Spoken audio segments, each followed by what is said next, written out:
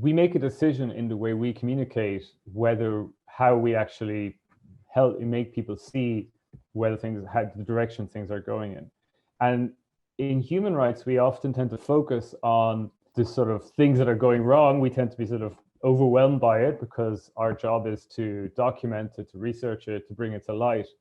And so we have this feeling that human rights is, getting worse, that the world's in a really bad state of affairs. All these things are going wrong in the world. But when researchers actually look at the data over the longer term, we actually live in much more peaceful and less violent societies than we used to. Human beings are more connected than ever. You saw during Corona, for example, on the one hand, there were physical borders in Europe for the first time in 50 years. But yet everyone had a shared collective experience. One of the things with narrative we need to do is look at the story we're telling about the state of the world. In the sort of human rights space, we have this approach, it's basically built into our strategy. Anyone who's done a human rights course or master's degree will have seen this concept of name and shame, or the mobilization of shame. But the problem with shame, well, first of all, psychologists increasingly tell us it's quite a negative and unproductive emotion. But also in terms of shaming politicians in the last few years, we've had to ask ourselves, how do you shame politicians who are without shame? How do you shame the shameless? And so shame has a certain amount of effectiveness within ordinary groups of people, but most people who are in power, particularly these days, in particular with populists, less effective. But also we have to look at the story we're telling about the world. If we're telling people that we live in this nightmare, we live in this dangerous world, are we emotionally creating the very fear that encourages people to seek the strong man, this strong authoritarian leader to keep them safe? And if we only tell people about the nightmare, when are we going to tell them about the dream? When are we going to tell them how things could be? That's one of the sort of key points with hope-based communications, but also thinking about narrative is not just thinking about what we tell people, but how we need people to feel. And so what I've developed with is essentially, I used to see my role in human rights communications as simply raising awareness of human rights abuses and naming and shaming the people responsible in the hope they would change. But I realized that approach wasn't working. And above all, I realized that we were constantly a part of the story of the populace, and that we were never actually telling our story. And so I developed 5 very simple shifts. Basically, I believe that narrative is something all of us can apply. We have to ask ourselves, are we telling our own story? How we basically apply these 5 simple shifts to make sure that we can identify, what do we want the narrative on human rights to be? What is it that we want people to think when they think of human rights? And the starting point here is thinking also about how they feel. What are the emotions that we need, not just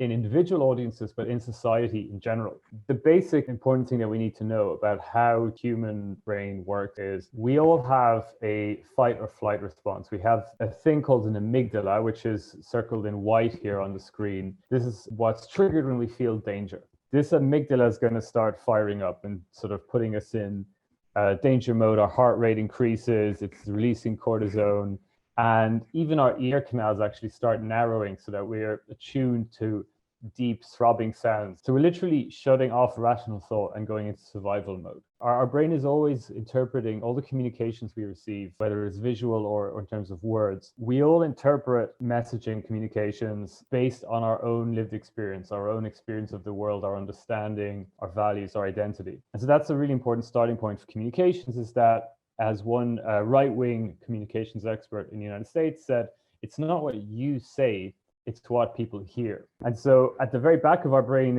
is a part of the brain that's looking at everything and thinking, is this a threat or not? And when it sees a threat, it triggers that amygdala. And so the important thing for us to know here is to ask ourselves, when we talk about human rights people, when we say bring to light abuses, when we tell the stories, the testimonies of survivors, what is the emotion we want our audiences to feel?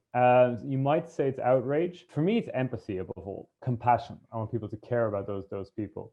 Not pity. But so the important thing here is that we now know from brain science is that when people feel empathy, the parts of the brain that are firing up are in a very different part of the brain from the amygdala that I've just been discussing. They're in the upper and frontal part of the brain, where you see this orange circle. And so when we speak to our audiences with messages of threat, fear, and anger, we are literally triggering the wrong part of the brain for the emotional response, where the rational thought, where kindness, compassion, empathy reside. So a little bit like Michelle Obama once said, when they go low, we go high. If populists want to create fear and anger and division in our society, if that's their end goal, we have to look at what's our role in the conversation. Are we contributing to that fear and division, or are we creating the sense of safety, of comfort, in which rational thought and empathy can thrive? So that's a very basic point about fear and hope. Another thing that's really important to know in how the brain works is ideas. So we need to start thinking of ideas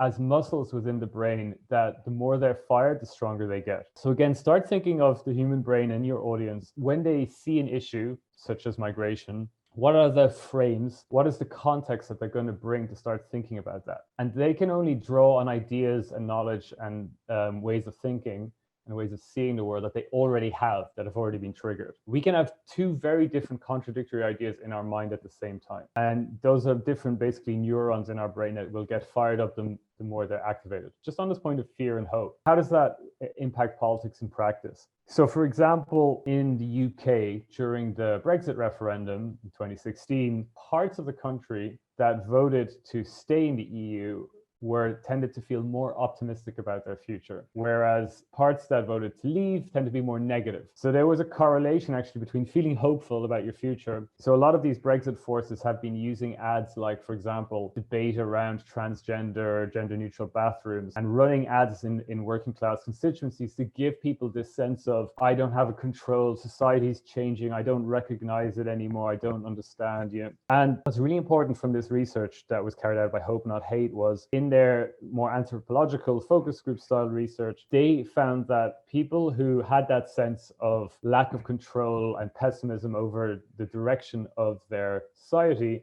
were less likely to be welcoming. And so essentially the point was being how people feel personally about their own lives is influencing their policy response, their support for different policies. Essentially, people who are hopeful were more likely to be welcoming of others. What this suggests is actually how people feel can be more influential over whether or not they support a position than the rational arguments behind it. And for me, this was quite helpful way of thinking, given how often populists are proved wrong and don't seem to lose any of their support. This is an example to me that'll be really familiar, I'm sure, in every country. Far-right politician making people scared, using these sort of images of crisis to scare voters and try and win their support. But we have to ask ourselves a question. A lot of the images we use, and I'm using examples that say the word refugee, but it could just as easily talk about migration. A lot of the time we've been using very similar imagery in our communication. Essentially, we want to also give people the sense of crisis. If we have the same sort of message here, essentially, that this is the biggest humanitarian crisis since the Second World War,